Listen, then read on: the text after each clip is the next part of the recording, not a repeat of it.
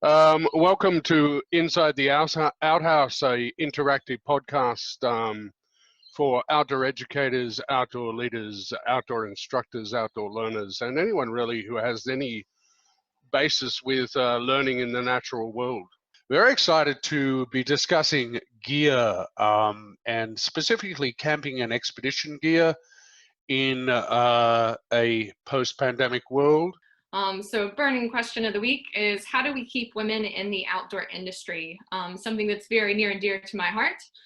But I think it's a very pertinent conversation. If you've canoed or climbed for cash, carried a pack for pay, or roped or rafted for reimbursement, then this is the conversation for you. And I just wanted to say that again, because I spent hours putting that together. We're all about programming this week in the OutHaus. Training options when you need skills and qualifications in a pandemic world. I now work with a residential program where the kids go out week after week, and the space to teach about nutrition and their ability to control their own choices is huge. This week we're looking at sleeping systems, how they work, who needs to use them, which is probably all of us in the outdoors, and getting heaps of that really interesting information from our friends at Sea to Summit. Tonight we have the wonderful Graham Pringle inside the OutHaus. Welcome, Graham. Today we're having the great campfire debate, stick or no stick. It's all about having fun in Geartober. It's always a pleasure to get the message and the invitation, and I'm very happy to be here today to talk about the story of wilderness equipment. We're going to be talking this afternoon about the AEE International Conference that occurred over the weekend. I work in marketing down here in Melbourne at One Planet, and been invited to come today and talk to you about designing backpacks. The fourth one is around needing to understand the career pathways. And that's not only just for people entering the sector and saying, okay, what can I do? Where can I go with this? But also keeping people, which has been a topic of Inside the OutHaus a couple of times that I've been on. And so the idea kind of metamorphosized from a dinner party that David and I kind of hosted with some friends of ours online. And we started talking about this at the dinner party. Mainly the dinner party was attended by fellow outdoor educators, and we sort of thought, well, maybe we should just get together as a sector, as an industry. And then I came up with the name, and we sort of went from there.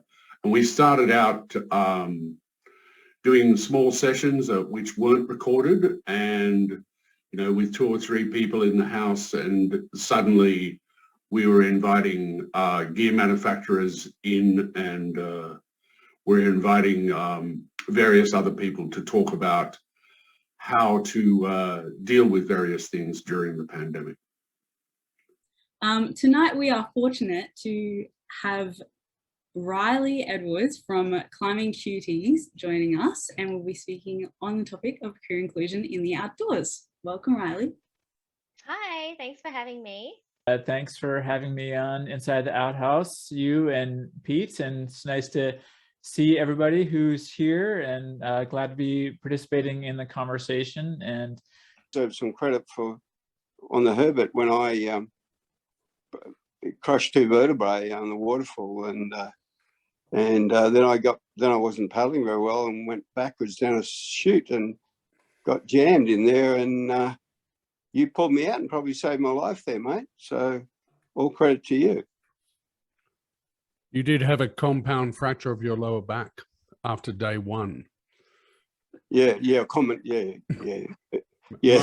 Most lesser human beings would have walked out.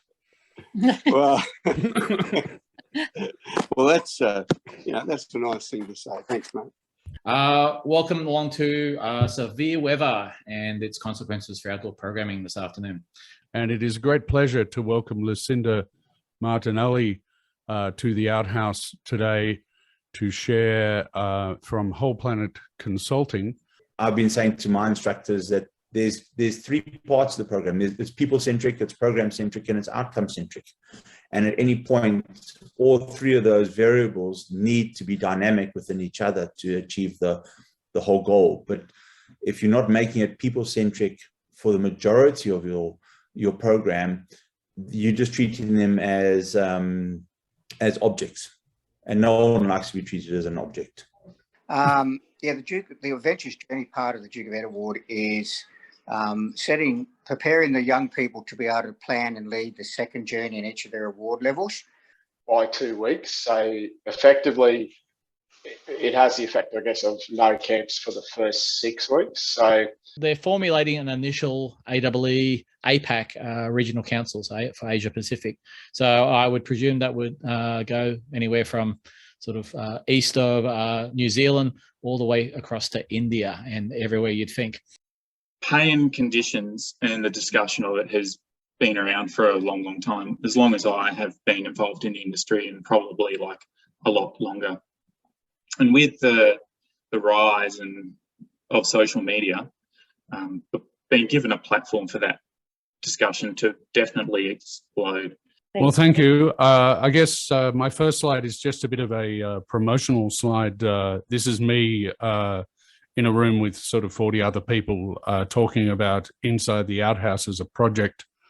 And these people are from all around the world. And I feel proud of having to had the foresight to have screen captured this particular thing for future prosperity of the OutHaus. Welcome to the OutHaus, Anita. Thank you, Peter. Good to be here. And it's about 2 days until we're hosting an outdoor health symposium. So I'll share a little bit about that. Yeah, so as David mentioned, my name's John Kamen. I am based in Missoula, Montana, which is up in the Rocky Mountains. Over to Brendan to have a few words about food. Hello, everybody. Can you hear me okay? Thank you so much. I'm Sherry Bagley. I'm the Executive Director of AE. I use she and her pronouns, and I'm coming from the native lands of the Tocobaga people, and that's present-day St. Petersburg, Florida, in the United States. My name's Robin Fox. I'm currently working at the University of the Sunshine Coast. Well, we might kick things off with this small but interested crowd in what it is like to be lost. I'd like to just offer my thanks for the fabulous OutHaus oligarchs who keep this project running and innovative and ask all the hard questions. Perhaps we should get started on what we're actually here to talk about today.